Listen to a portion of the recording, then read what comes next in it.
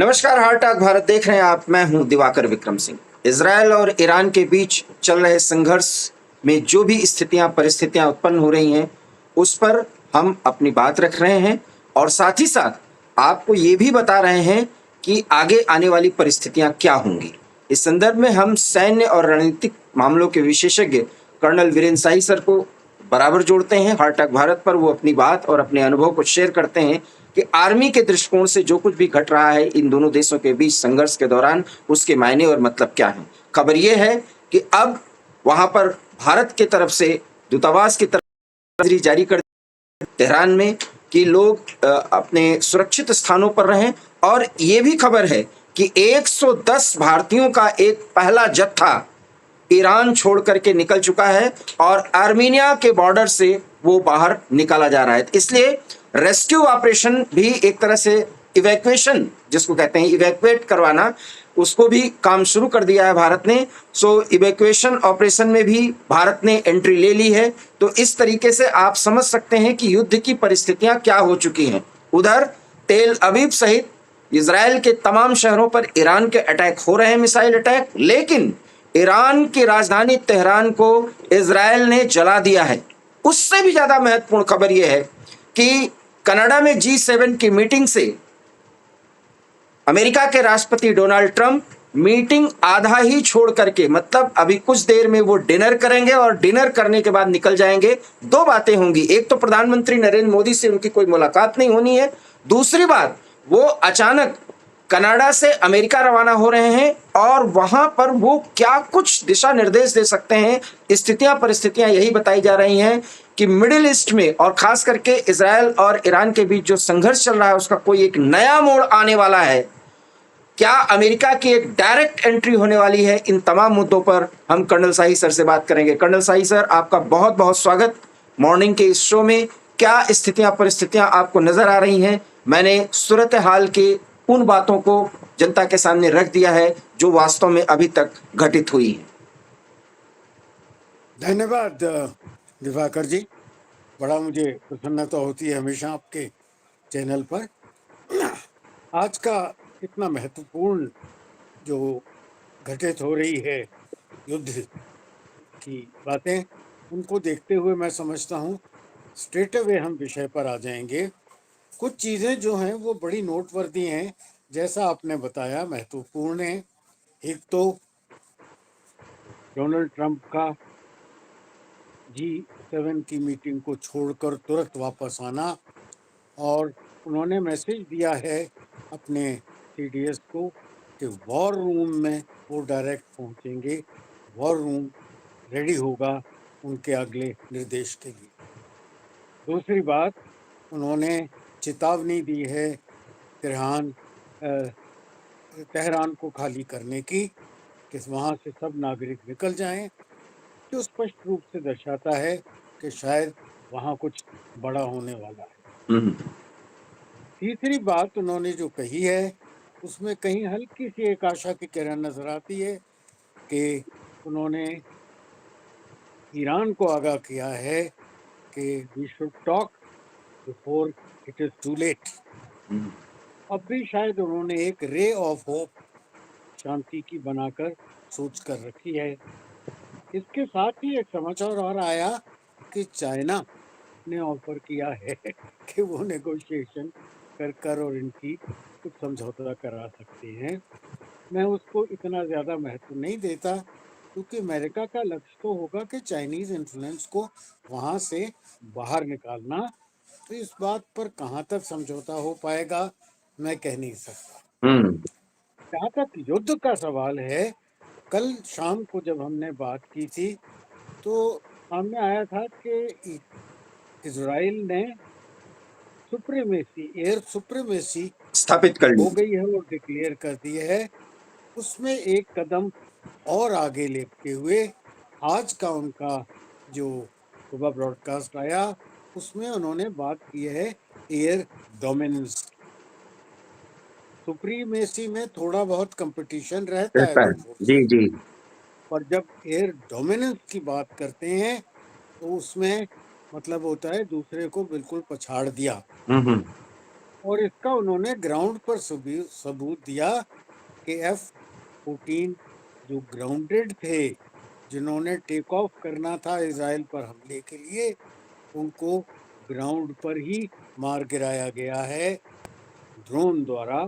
हम्म, यहाँ ये भी बात सोचने वाली है कि ये जो ड्रोन है ये इजराइल से उड़कर नहीं आ रहे, हम्म, इनका मैन्युफैक्चर इजरायली कंपनी छुप कर ईरान में ही कर कर रही रही है थी। और वहीं से इनको लॉन्च किया जा रहा है। अब इस बात को कनेक्ट करिए जो मैंने भारत के विषय में कहा था। अगले दिन बात की थी जी, कि ऐसी चीजें भी संभव हैं वहां भी और यहाँ भी।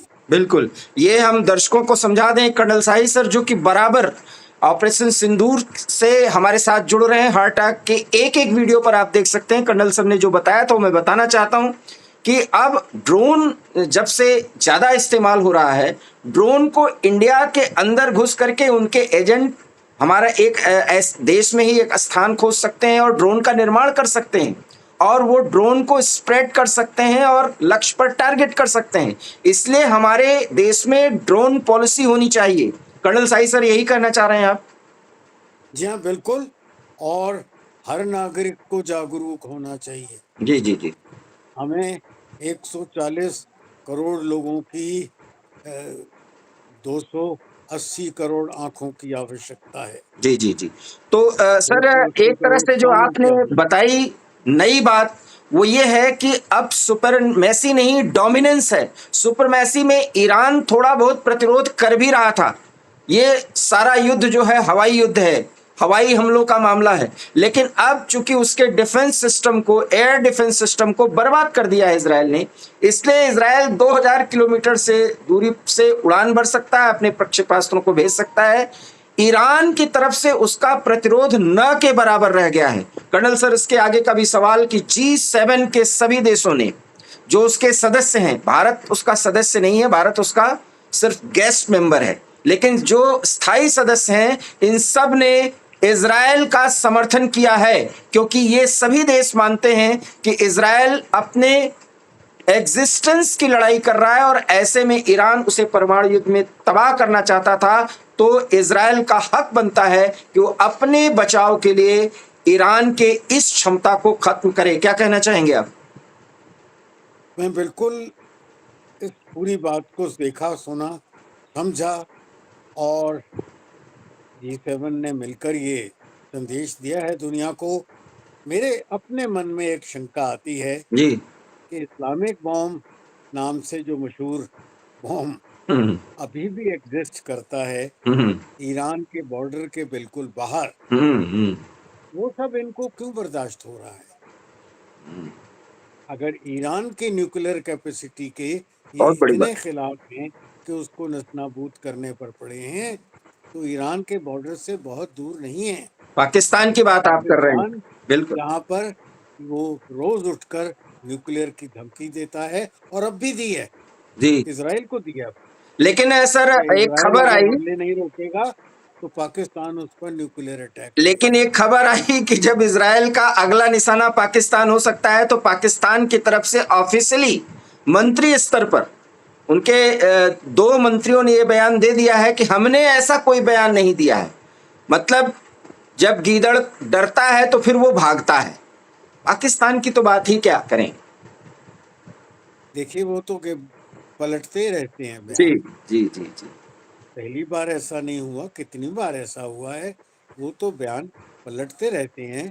पर मैं समझता हूँ विश्व की नज़र इसके बाद दूसरे इस्लामिक बॉम्ब, बल्कि वो तो पहले से इस्लामिक बॉम्ब कहलाता ही था। और ये इसमें तो ज्यादा जो उत्तरदायित्व तो है अमेरिका का होना चाहिए और ट्रंप को मुनीर जैसे जिहादी जनरलों को अपने गोद में खिलाने से बचना चाहिए। शायद आप यही कहना चाह रहे हैं। चूंकि विषय वस्तु बहुत लंबा है, एक सवाल सर और बहुत ही महत्वपूर्ण है। जैसा कि आपने नई जानकारी दी कि वो वॉर रूम में अपने सीडीएस, अमेरिका के सीडीएस को रेडी रहने के लिए कहा है। क्या आगे की स्थितियां परिस्थितियां हो सकती हैं युद्ध के स्थिति में? क्योंकि ऐसा जो आप बता रहे हैं इससे लग तो यही रहा है कि अमेरिका अब डायरेक्ट युद्ध में कूदने जा रहा है। जी हाँ, उसके अलावा ये भी समाचार है के जो फ्यूल लोडर्स एयरक्राफ्ट होते हैं जो हवा में तेल भर देते हैं, उनको भी मूव किया गया है। इसका मतलब है अगर कोई दूरगामी देश किसी भी तरह से इंटरफेयर करने की सोचते हैं, तो इनके जो फिफ्थ फ्लीट में एयरक्राफ्ट कैरियर्स हैं, उनके जहाज़ों को हवा में ही रिफ्यूलिंग की जा सके और वो दूरगामी अगर कोई इंटरफेरेंस होता है तो उन टारगेट्स को ले सके। ये तैयारी एक लंबे युद्ध की ओर इशारा करती है। एक कंटिजेंसी प्लान भी हो सकता है, जो हो भी सकते हैं, और आवश्यकता नहीं पड़ सकती। अगर पर रूस जो और चीन बातचीत का जी, बहुत ज्यादा सहयोग नहीं कर पाए तो क्या आपको लगता है कि ये युद्ध लंबा खिंच सकता है? मैं पर्सनली समझता हूँ कि रूस के तो हाथ अभी यूक्रेन से साफ नहीं हुए हैं, हाथ धोए नहीं हैं। उनकी अपनी कमिटमेंट ज़्यादा है, और कल रात भी रूस ने काफ़ी अटैक्स यूक्रेन पर किए हैं। जी कुछ वापसी अटैक भी रूस पर हुए हैं। तो उस ऐसे समय में ट्रुप्स तो वो इन्वॉल्व कर नहीं सकेंगे। जी जहाँ तक हथियार देने का सवाल है, अगर कुछ ऐसी मदद आती है, पर जब अगर एयर डोमिनेंस इजराइल का हो गया है, तो वो हथियार कितने प्रयोग में आ सकेंगे, ये कहना मुश्किल है। डायरेक्ट इन्वॉल्वमेंट मैं नहीं समझता कि रूस करेगा। डायरेक्ट इन्वॉल्वमेंट मैं नहीं समझता कि चाइना भी करेगा, क्योंकि चाइनीज ट्रुप्स का डायरेक्ट इन्वॉल्वमेंट हमने इतिहास में अब नहीं तक देखा। देखा ही नहीं है। तो इन परिस्थितियों में ईरान ज्यादा देर तक रेजिस्टेंस पावर के रूप में स्टैब्लिश नहीं कर सकता युद्ध के मैदान में।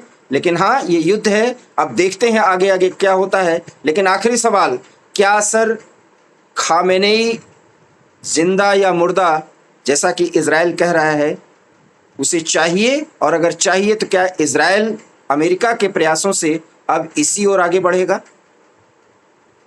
ऐसा ही लगता है, या फिर एक मिडवे जो मुझे नजर आता है, जो एक रे ऑफ होप बातचीत की रखी हुई है, कि वह या वो स्टेप डाउन हो जाए या वो कहीं रुखसत हो जाए। कुल मिलाकर के अंडरग्राउंड तो वो हो ही गए हैं। अंडरग्राउंड तो हैं, वो बंकर्स में हैं। और क्योंकि ईरान के उन सभी रणनीतिक महत्वपूर्ण क्षेत्रों पर अब इजराइल का हमला हो रहा है, और वहाँ की सेना और रिवोल्यूशनरी गार्ड जो यूनिट है, उनकी स्पेशल यूनिट, वहाँ की खुफिया संस्था ये जान चुकी है कि इजराइल के मोसाद की नज़र ईरान के गली गली में है। हम लगातार ये आपको बात कह रहे हैं, और ये इजराइल ने साबित भी कर दिया है। इसलिए खमेनेई कहाँ छुप सकते हैं, इसकी भी जानकारी इजराइल को है। और इसीलिए बेंजामिन नेतन्याहू ये भी कह रहे हैं कि अगर खामेनेई इस दुनिया में नहीं रहेंगे तो फिर मिडिल ईस्ट में शांति संभव है। कर्नल सर, आपका लास्ट कमेंट, क्योंकि वीडियो लंबा हो सकता है, इसलिए इस पर आप लास्ट कमेंट कहिए, क्योंकि बार बार बेंजामिन नेतन्याहू कह रहे हैं हमें खामेनेई चाहिए, और वो ये बयान दे रहे हैं। इसका मतलब खामेनेई के बहुत नजदीक इजराइल सेना की स्पेशल यूनिट पहुंच चुकी है क्या? संभावना है इस बात की, पर मैं फिर एक बार उस बात को दोहराऊंगा, ये जो लास्ट रे ऑफ होप बातचीत की रखी है, हो सकता है ये उनको सिर्फ पैसेज देने के लिए भी एक रास्ता। बहुत बहुत धन्यवाद। कर्नल सर ने एक बात की। कर्नल सर, एक सवाल भी आया था, एक दर्शक, वैसे तो बहुत दर्शकों ने सवाल किया, एक दर्शक ने आपसे सवाल ये किया था जब आपने ये कहा था कि अमेरिका भी साथ आ जाएगा। वो कहते हैं कि चीन बहुत ज्यादा सपोर्ट करेगा, रूस सपोर्ट करेगा। उसका जवाब कर्नल सर ने दे दिया कि उनकी अपनी सीमाएं हैं। कोई झा साहब हैं, उन्होंने ये सवाल किया था। मैं उनका पूरा नाम नहीं ले पा रहा हूं, चूंकि मैं आपको बताता हूं, उन्होंने आपसे ही सवाल किया था, कमेंट किया था उन्होंने। उन कमेंट सेक्शन में जा करके मैं उस सवाल को ले रहा हूं।